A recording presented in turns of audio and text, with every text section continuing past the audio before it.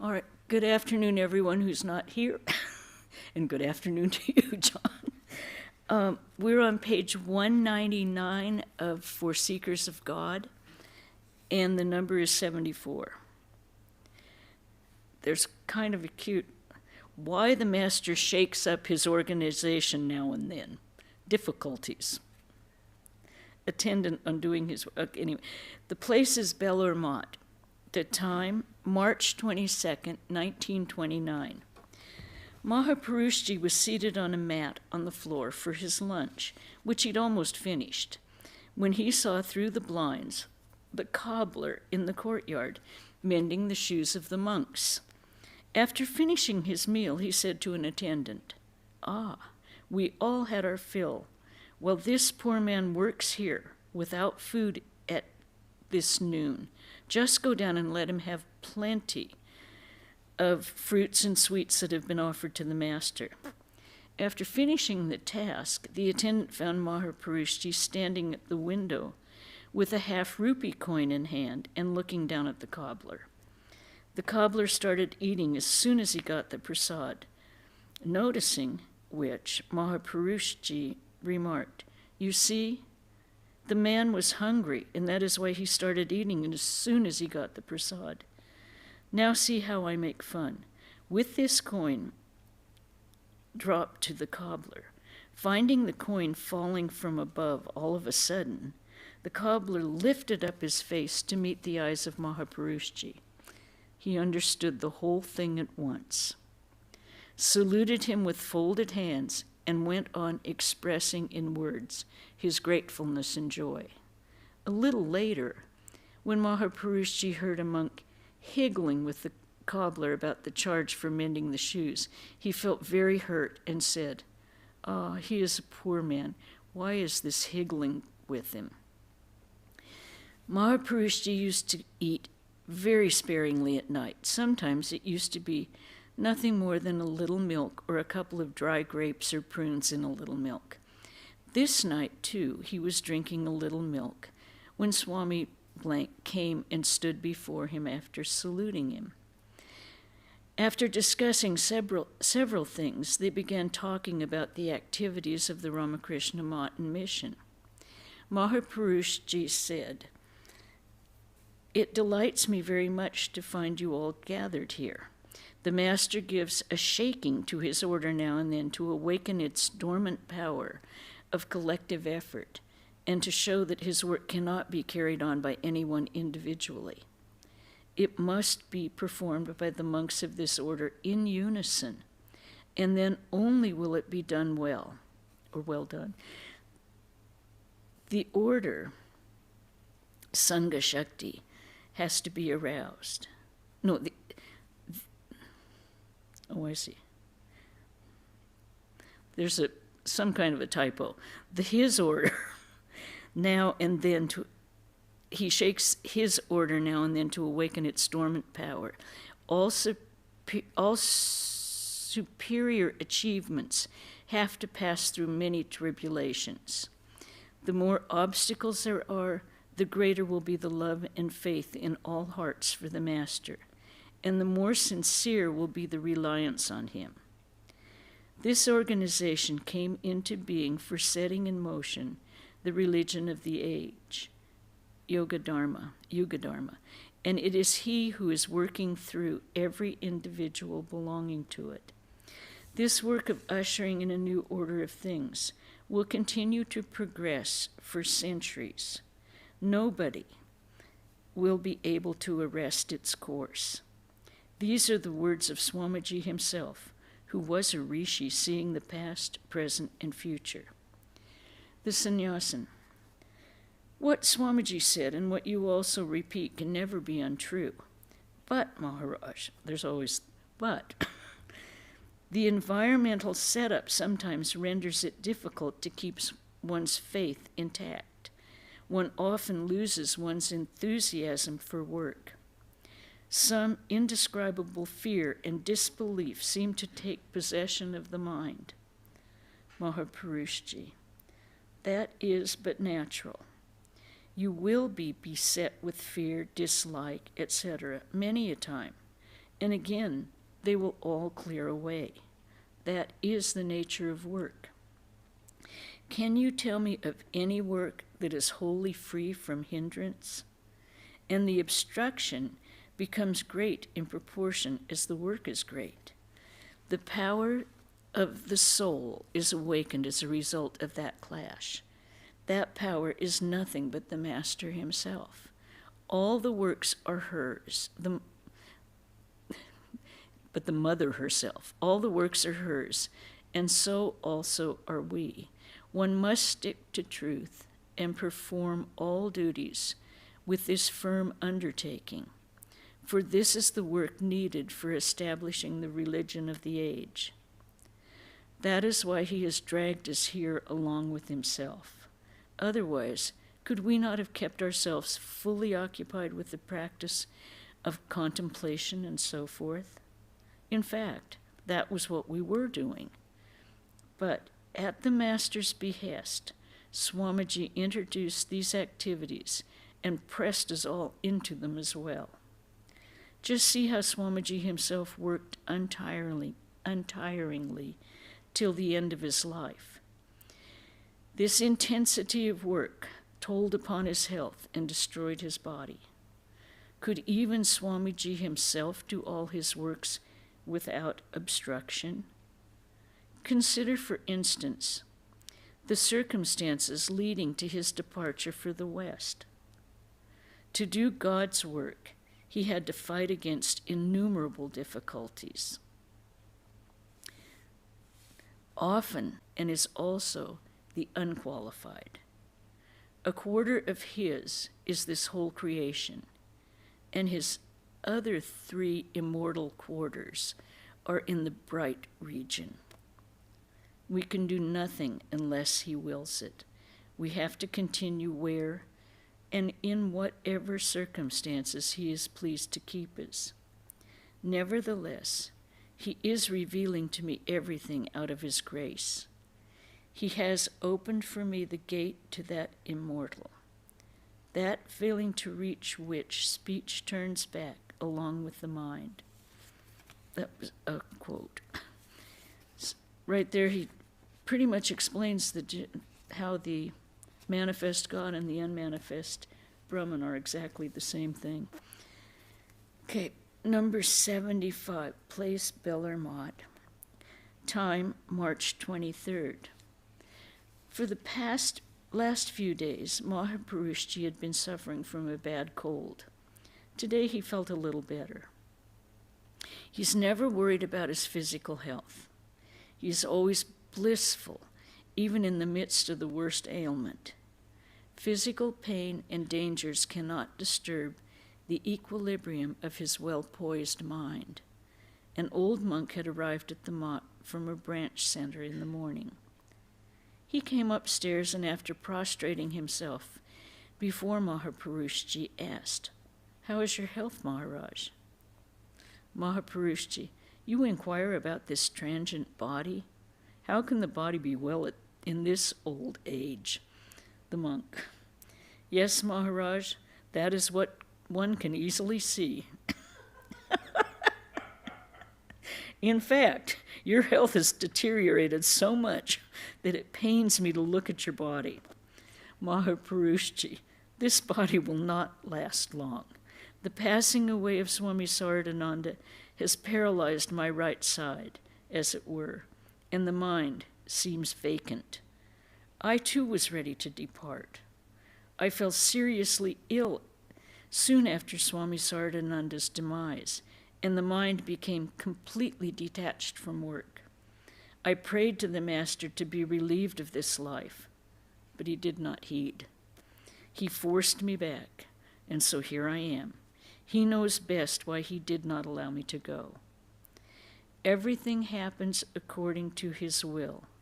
I must continue here as long as it pleases him. The monk, that is quite reassuring, Maharaj, that everything will proceed according to the Master's will.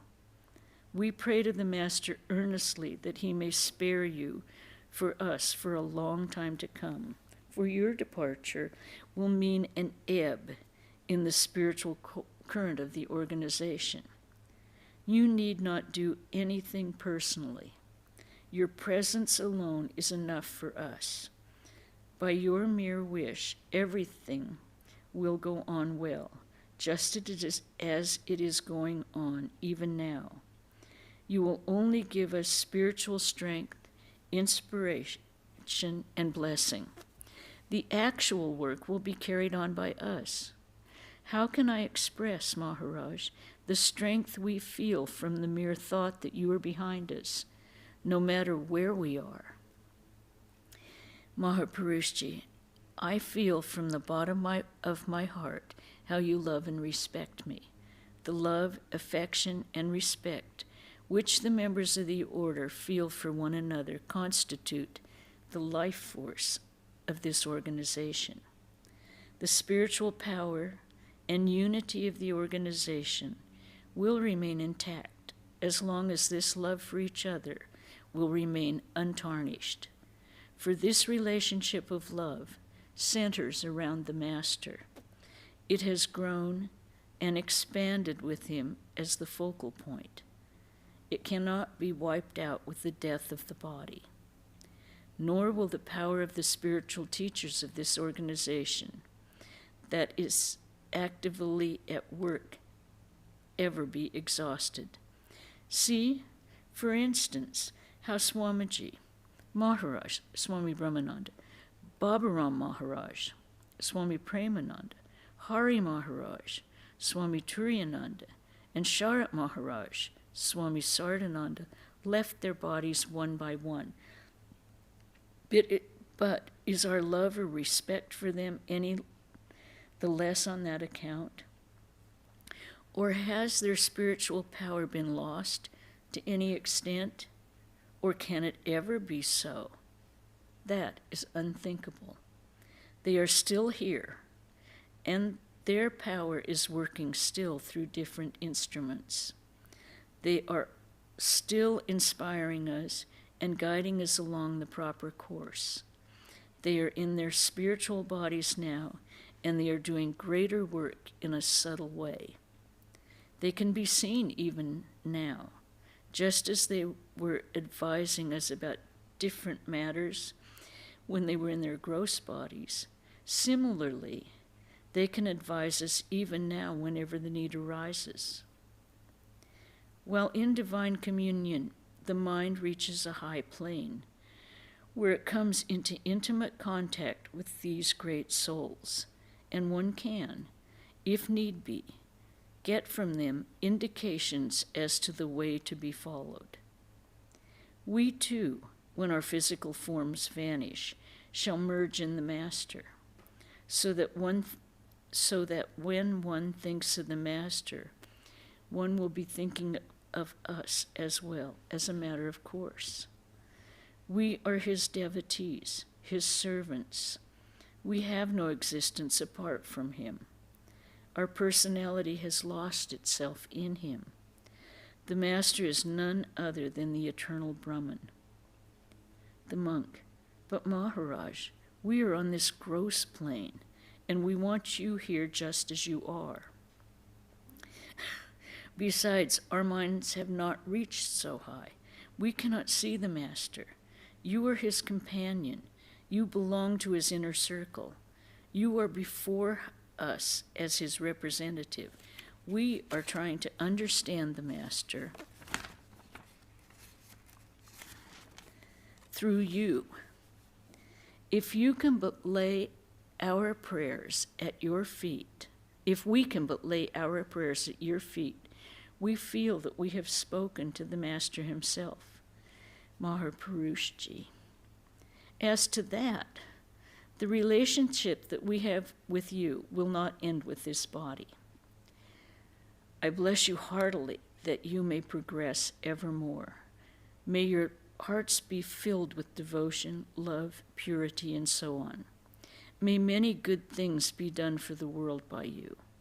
The Master will direct you properly, and he will fill you with great strength. The Master, Swamiji, and others came to this earth for the good of the world. They became embodied just for the sake of establishing peace in this world by letting in a flood of spiritual light. Swamiji set this organization in motion to fulfill that need of the age. The whole world will have to accept the ideal preached by Swamiji. There is no other way of establishing peace throughout the world. Let's see. Number 76, Bellarmont, May 4th, 1929. Some devotees were present in Mahaparushji's room, with whom he'd been talking joyfully. Just then a girl, who had received the mantra from Mahaparushji, came with her mother from Calcutta to pay her respects to him. She was only 13 or 14 years of age and was reading in school. Reading means she was still going to school. They both made their obeisance to him, asked for his blessings, and inquired about his health. Then the mother said with all humility, "Please bless my daughter that she may have devotion to and faith in our Master. It is my wish that I shall not give her away in marriage. She will spend her days in repeating the name of the Master and live blissfully. I confess, Father, this world is full of sorrow. I am myself a sufferer. I have the bitterest disillusionment about the happiness that the world promises. And so I would not knowingly throw my daughter into this conflagration that the world is. Do please bless her a little."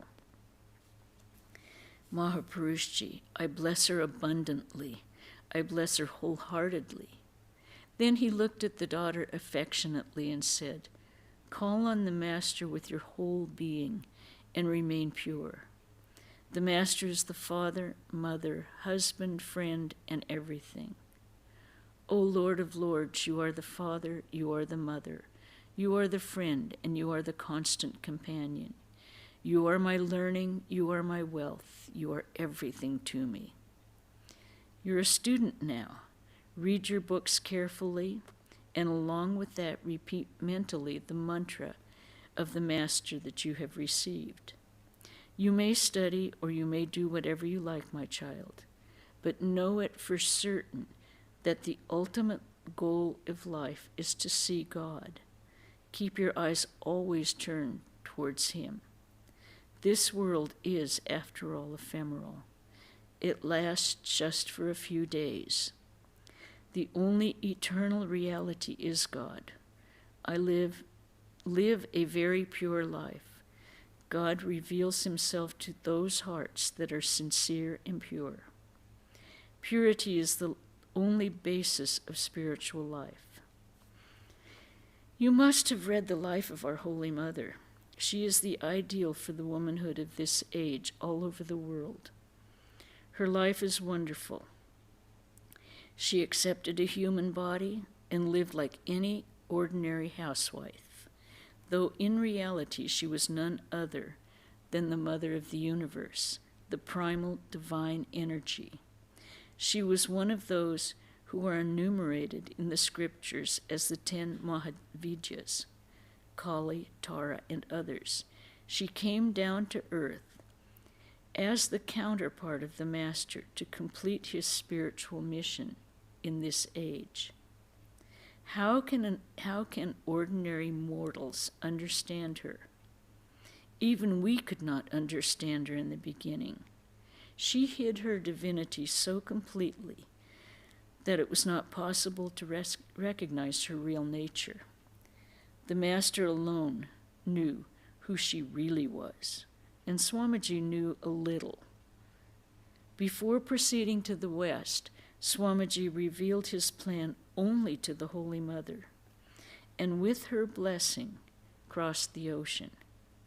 The Holy Mother, too, blessed him from the bottom of her heart and said, "My son, come back as a victorious hero. May the goddess of learning sit on your tongue." That is exactly what happened. With the Holy Mother's blessing, Swamiji conquered the world. He sometimes declared, the Holy Mother is even greater than the Master. So deep was his reverence for her. The Master also declared, should she, who lives in the concert tower, meaning the Holy Mother, become angry with anyone at any time, it would not be possible even for me to save him. The Holy Mother accepted a human body in order to awaken womanhood all over the world. See how soon after her advent an awakening has come among women in all countries. They are now determined to build up an all-around and perfect life for themselves and to progress in all directions. Yet, this is not the end of it. This is just the beginning.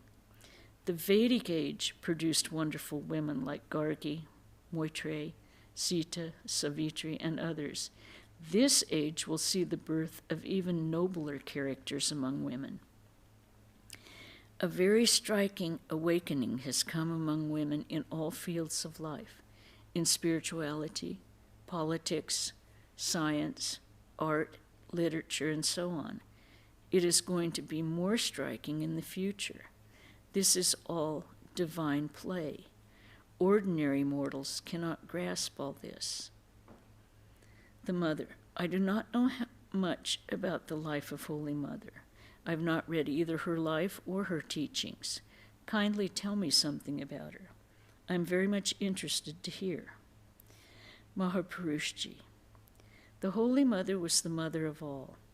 Her kindness, her forbearance, and her patience were wonderful. How little of her do we ourselves know, but she has, out of her mercy, let me realize that she is none other than the Mother of the universe. None can understand her real nature unless she, in her mercy, reveals it to us. First Yogan Maharaj, Swami Yogananda, and then Sharat Maharaj, Swami Sardananda, attended to her needs. I had also the good fortune of cooking for her once when on a visit to Jairambati. That was many years back. A few years after the Master left the body. The Holy Mother was then in Jairambati. Swami Ramakrishna was with me, and also another monk. I forget who it was. Perhaps it was Swami Subodhananda. We all went to see the Holy Mother in Jairambati.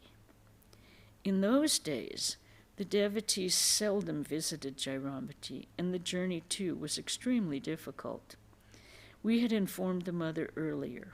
It pleased her greatly to have us there. Forthwith, she became very busy about feeding us properly and making us happy in every way. Jairambati was a small village where nothing could be had. Nevertheless, the Mother had arranged for milk, fish, and various kinds of vegetables. She knew that the people of Calcutta were used to drinking tea, so she arranged for our tea as well. This sounds kind of mundane, but when you first go to Jairambati, it's so far out in the country. And when we went early on, Border Prana told us when they went in 1949, it was really out in the country, and it took a day and a half to get there practically. Now, of course, there's trunk roads and everything, and you can buy anything that you need there. But at that time, they really didn't have easy access to tea and milk and all of the things of eating. We spent the whole day in great delight. We had a fine bath in the Talpakur tank. The Holy Mother, being very bashful, would not come out in the open before us, nor would she talk to us. At night, when we'd gone to bed after dinner, I planned with Swami Ramakrishna that we should cook for her on the day following. Next morning, when we broached the subject before her after tea, she at first laughed at the idea and said, "How can that be, my sons? I am your mother. It is my duty to cook for you. And here you are wanting to cook for me instead? You will hardly be able to bear the smoke in the kitchen." With such words, she wanted to dissuade us, but we would not mind her objection and were firm in our resolve. As a last argument, I said, we come from Brahmana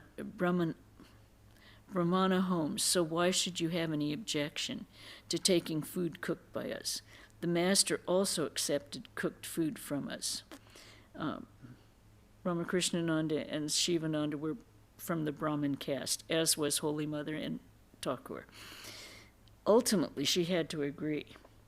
Swami Ramakrishna and myself cooked, and the mother was highly pleased with the food. The mother of the girl, Maharaj, so you cooked for the master as well? Mahaparushji, yes, my daughter. The master, being very ill then, was staying at Kasipur for treatment. We all lived there with Swamiji and served the master, all the 24 hours, by turns.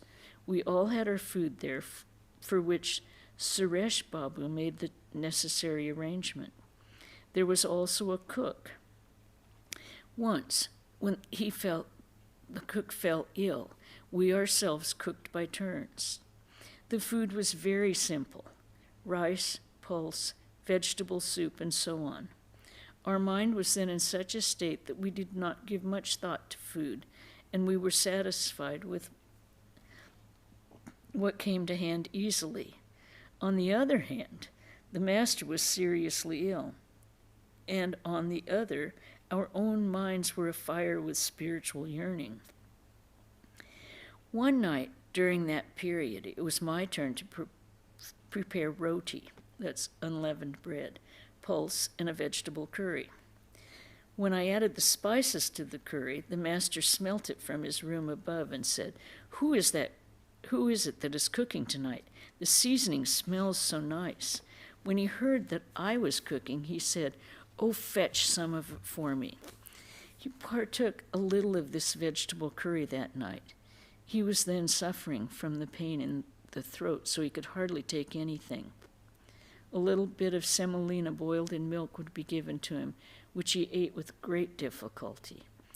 Sometimes he could not swallow it at all. Over and above this, he was so constantly in divine moods and samadhi that he barely had any external consciousness. What happy days we spent there at Kasipur when engaged in the service of the Master and in intense spiritual quest. It seems as though the Master courted that disease in order to bring us all together and give shape to his future organization. How can ordinary mortals delve into the mystery of the acts of an incarnation? Saying this, he became absolutely speechless and sat still for some time. Then he resumed slowly, Yes, my daughter, I was talking to you about Jairambati. We stayed with the Holy Mother for 3 days that time in great joy. Her affection was boundless.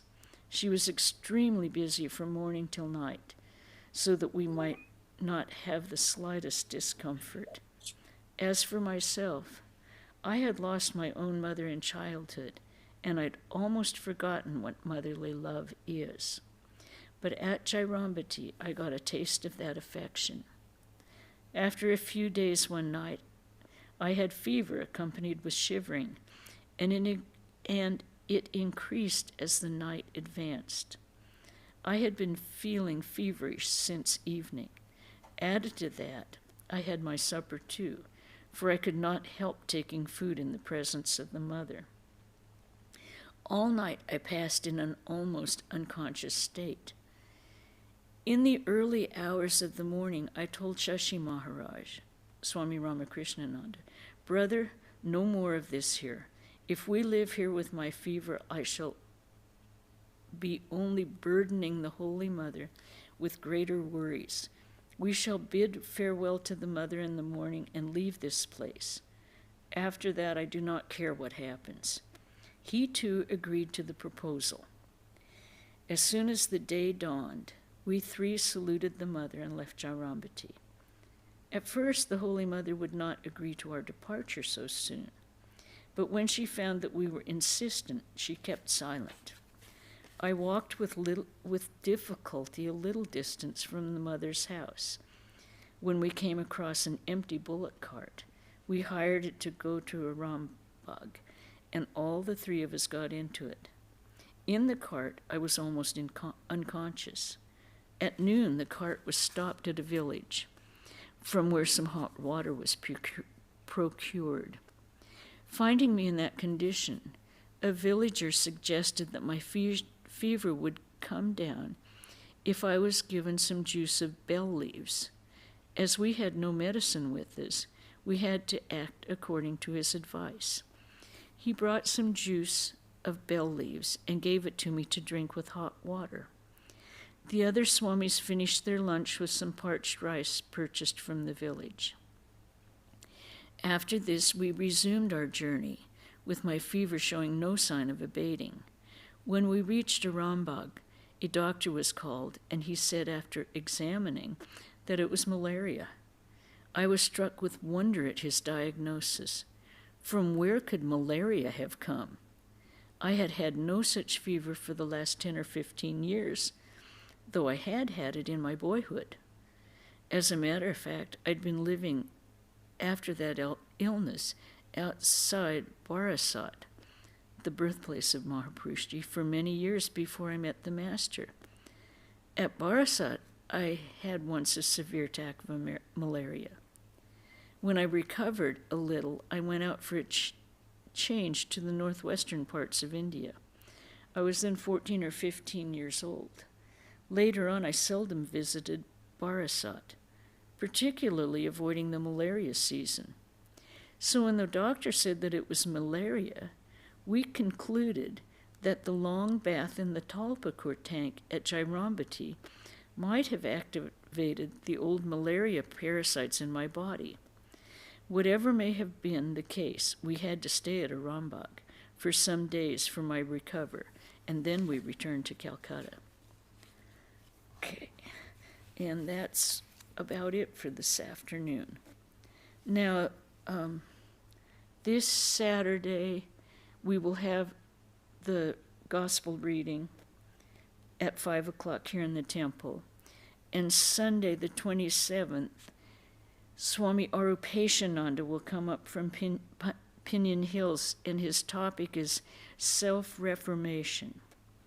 As I said earlier, Tuesday the 1st is Shivaratri. It'll start here at 6 o'clock in the temple and go on until about midnight, 11:30 midnight. You're welcome to come in person or on YouTube. Friday the 4th will be Ramakrishna Puja, and that will start at 11 o'clock in the temple. Also on YouTube. Zoom? I don't think we'll be using Zoom for the puja because the logistics are a little complicated still. But you're welcome to attend any of them on YouTube or in person. Okay, we'll end with the chant. Om Shanti Shanti Shanti Hari Om Tat Sat Sri Ramakrishna Panamastu.